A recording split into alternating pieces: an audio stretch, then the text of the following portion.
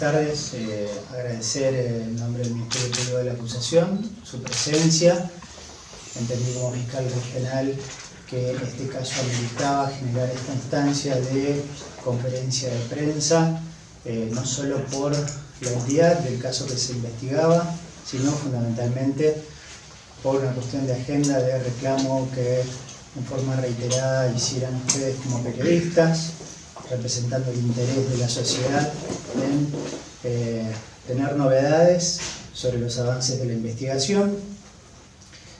Yo ahora le voy a dar la palabra al doctor Carlos Botero, fiscal del caso, para que responda en medida de las posibilidades del avance de la investigación, las preguntas, las consultas que ustedes quieran realizar en relación a la investigación de este caso del femicidio de Nelly Zárate, que por suerte y gracias a la tarea realizada por la investigación comprometida, seria y sin pausa, sin haber bajado los brazos en ningún momento, tanto el fiscal Botero como su equipo de investigación de la Fiscalía y el aporte invaluable del personal designado de Inteligencia Criminal, de PDI y de la Dirección Operativa de la Policía de Investigaciones, da frutos, al menos parcialmente, con la prisión preventiva sin plazo que se ha obtenido en esta jornada.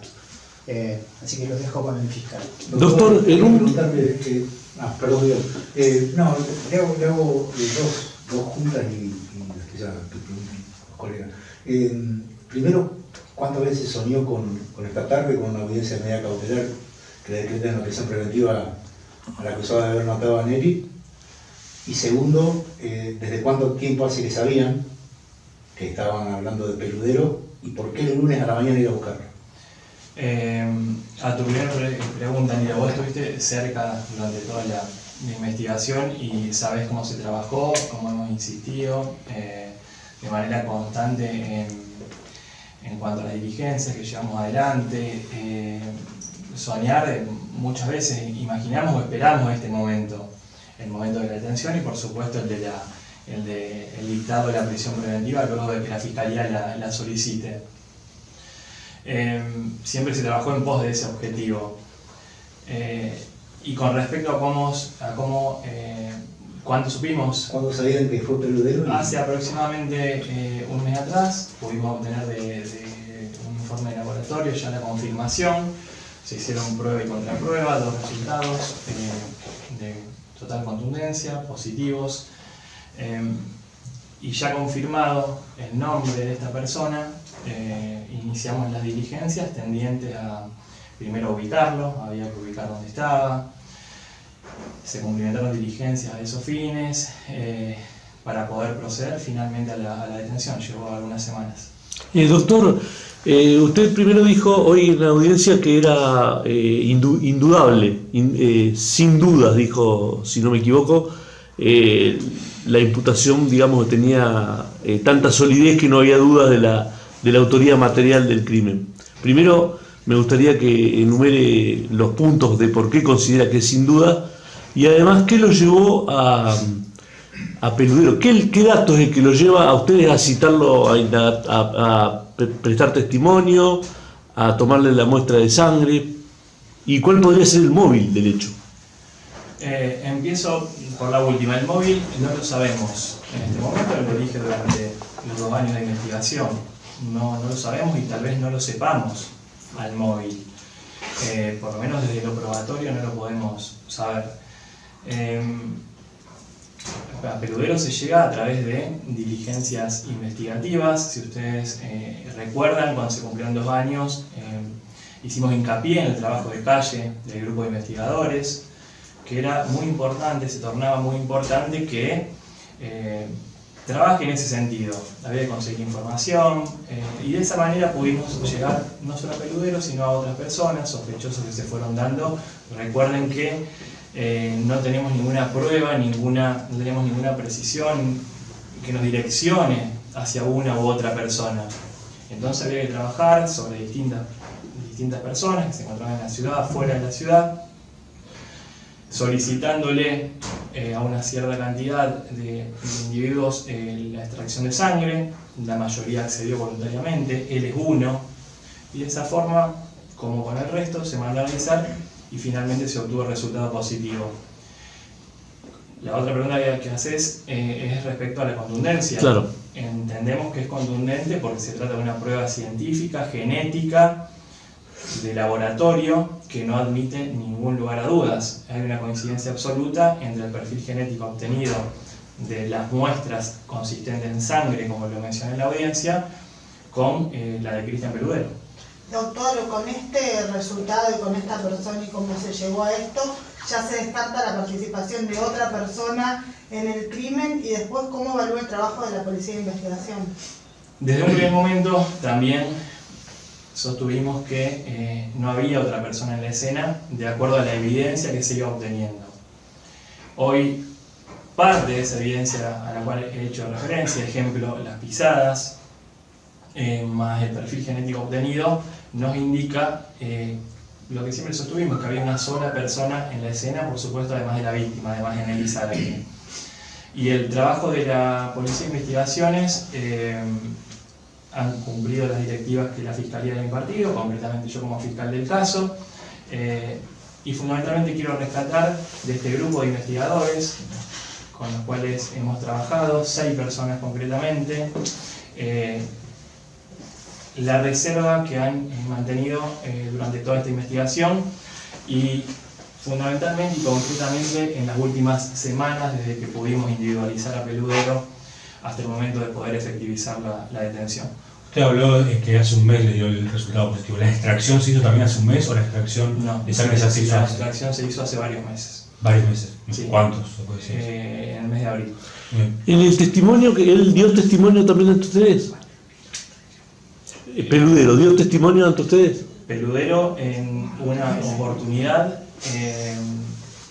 cuando no había sospechas sobre él, ha sido entrevistado por el grupo de investigadores como un testigo.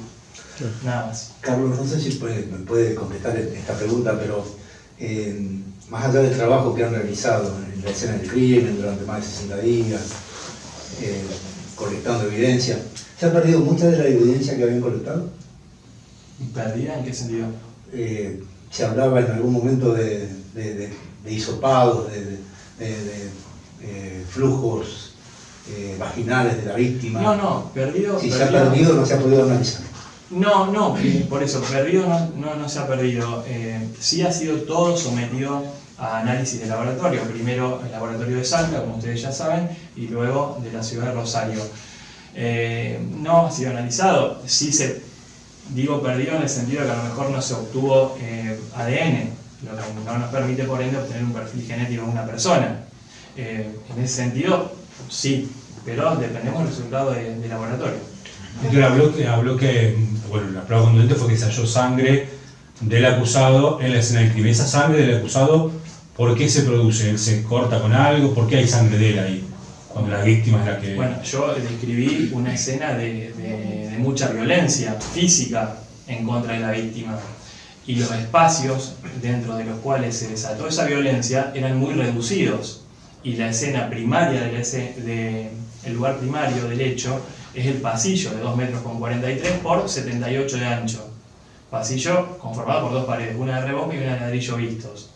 Está claro que si ahí inicia la agresión y ahí la finaliza, como lo mencioné en la audiencia, es lógico que se haya golpeado en algún momento el imputado. Entiendo que por eso ha perdido su sangre. Casi desde el principio, doctor, siempre se habló de una persona que ustedes, como desde la Fiscalía y los investigadores, tenían, digamos, apuntada como el potencial autor del hecho. ¿Peludero estuvo alguna vez en esa situación o no lo tenían?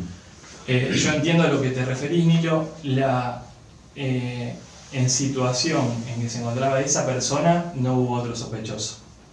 En general, había, por supuesto, por distintos elementos o trabajos que surgían de la investigación, sobre un sospechoso se direccionaba más o menos la investigación.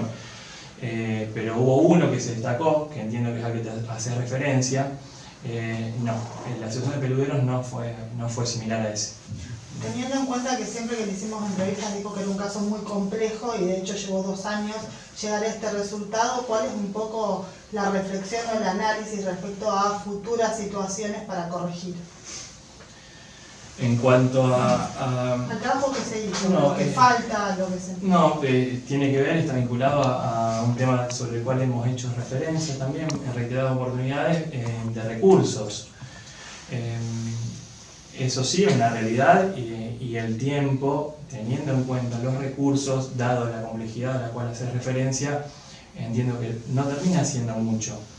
No obstante, sin duda que es una situación, es un aspecto a mejorar. No obstante, también quiero dejar en claro que hemos logrado la detención el lunes, hoy se logró la prisión preventiva y todavía tenemos que seguir. Esto no finaliza acá, estamos satisfechos por haber, como también mencioné en la audiencia, individualizado, visibilizado a esta persona, pero nuestro trabajo continúa. Tenemos que dar un paso más, que es la condena del imputado.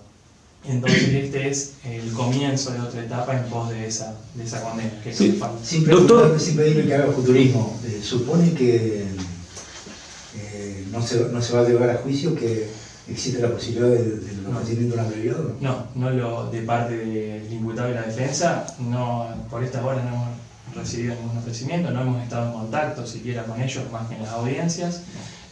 No sabría responder de ello. ¿Qué relación tenía familiar Peludero con la víctima?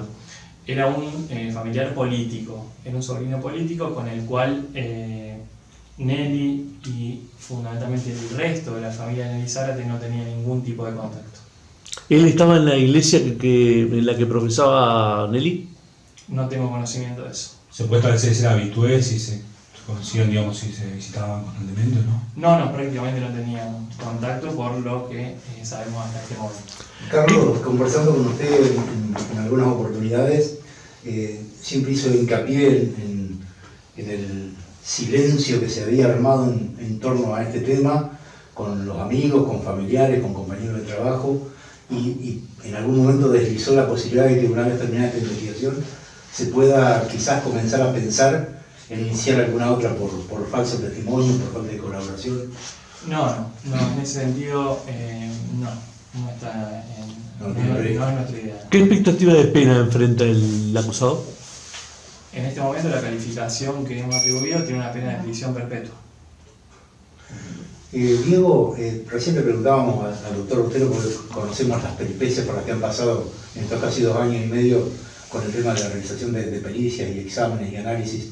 ¿En qué estado está el reclamo, el pedido, como para que esta Fiscalía Regional pueda contar con, por lo menos, tecnología un poco más apropiada a estos tiempos? Sí, entiendo, Nilo.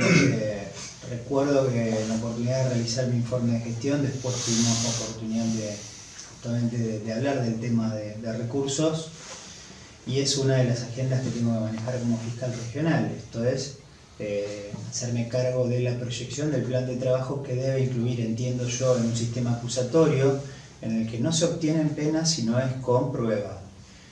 Ustedes sabrán que las condenas que obtienen los fiscales es porque se obtienen evidencias que se convierten en juicios abreviados, donde el imputado admite la culpabilidad finalmente por la prueba, por la contundencia de la investigación, o en juicios orales.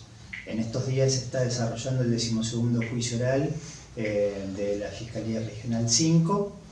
Los fiscales saben que los estándares probatorios son altísimos en comparación al sistema escritural que dejamos atrás hace 4 años, y para eso se necesitan recursos. Y este caso, yo lo planteaba, es un caso de difícil investigación que requiere un método de investigación. Sabemos que hay casos que se resuelven en cuestión de horas porque obtenemos la evidencia que no depende de la prueba científica, y otros casos en los que no hay testigos y dependemos de la evidencia científica.